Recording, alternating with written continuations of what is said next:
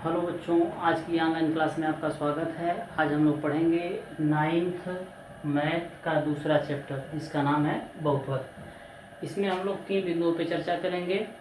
बहुपद क्या है, बहुपद की घात कैसे पहचान करते हैं और बहुपद कितने प्रकार का होता है। इसी पे आधारित हम लोगों के पहले एक्सरसाइज के सवाल भी सारे होंगे। तो सबसे पहले हम लोग बात करने जा रहे हैं कि बहुपद क्या है। बहुपद क्या है? तो बच्चों, बहुपद की पहचान करने के लिए 2 तरह से हम पहचान करते हैं। परिभाषा हमने यहाँ पे लिखा है, आप लोग देख सकते हैं, लिख सकते हैं। इसमें हम देखेंगे चर का घात, यानी बहुपद की पहचान करने के लिए आपको अन्य किसी बात पे ध्यान नहीं देना है, बस आप तुरंत देखेंगे कि चर की घात क्या है और उसमें क्या पहचानना है। तो यहाँ पे लिखा गया है शून्य अथवा धन पूर्णांक को, यानी जिस बीजी व्यंजक में चर का घात शून्य अथवा धन पूर्णांक हो वही बहुपद होता है। जरा हम लोग जान लें कि शून्य अथवा धन पूर्णांक क्या है। शून्य को आप जानते ही हैं कि यह शून्य है, तो या धन पूर्णांक क्या है, तो 1 2 3 4 डॉट डॉट डॉट। यानी जब बीजी व्यंजक में हमें चर का घात इनमें से कोई नजर आता है, 0 1 2 3 4 या अदरवाइज, तो हम समझेंगे यह क्या चीज है, बहुपद है। जैसे इसको समझने के लिए हम एग्जाम्पल की बात करते हैं। एक्सरसाइज का ये पहला सवाल भी है। इसमें पहले सवाल में यही पूछा गया है कि बताइए कि यह बहुपद है कि नहीं है। तो इस सवाल के माध्यम से हम लोग ये जान जाएंगे कि बहुपद की पहचान हम कैसे करेंगे। तो चलिए हम पहले एग्जाम्पल को देखते हैं। एक्सरसाइज का यह पहला सवाल भी है। इसको हमें पहचानना है कि यह बहुपद है कि नहीं है। तो हम किसको देखेंगे, तो बताया गया अभी चर की घात को देखेंगे। तो यहाँ पे चर का घात क्या है, चर यानी x, x का घात यहाँ पे 2 है, यहाँ पे 1 है, यहाँ पे 0 है।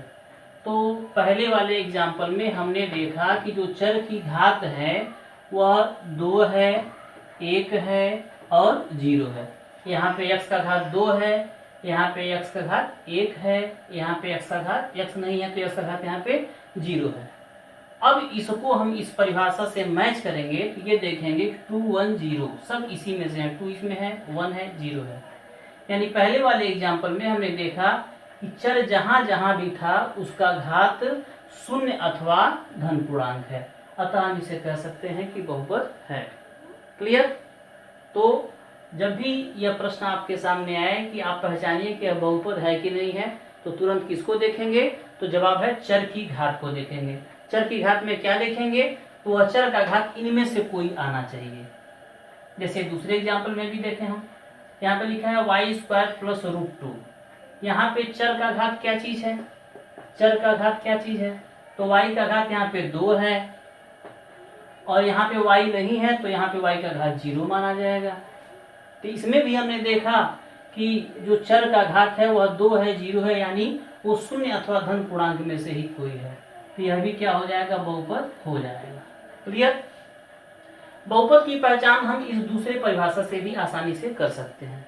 इसमें क्या कहा जा रहा है, ये आप चेक करिए कि चर का घात ऋण अथवा भिन्न 9 है। जैसे देखिए इसी में हम देख लेते हैं, इसी एग्जाम्पल को फिर से हम लोग एक बार चेक आउट कर लेते हैं। तो यहाँ पे हम देख रहे हैं चर का घात यह 2 1 0, अभी हमने देखा था कि पहले वाले एग्जाम्पल में चर का घात 2 1 0 है। तो हम देख रहे हैं कोई भी ऋण नहीं है। क्या नहीं होना चाहिए, ऋण नहीं होना चाहिए अथवा भिन्न नहीं होना चाहिए। तो हमने देखा इस पहले एग्जाम्पल में कहीं भी चर का घात ऋण नहीं है, कोई ऋण नहीं है, कोई भिन्न नहीं है, इसलिए यह बहुपद होगा। दूसरे वाले एग्जाम्पल को भी हम चेक कर सकते हैं, क्योंकि हम देख रहे हैं यहाँ पे कि यहाँ पे चर का घात जो यही हमने लिखा है, इसमें भी कोई ऋण नहीं है, कोई भिन्न नहीं है, इसलिए यह बहुपद है।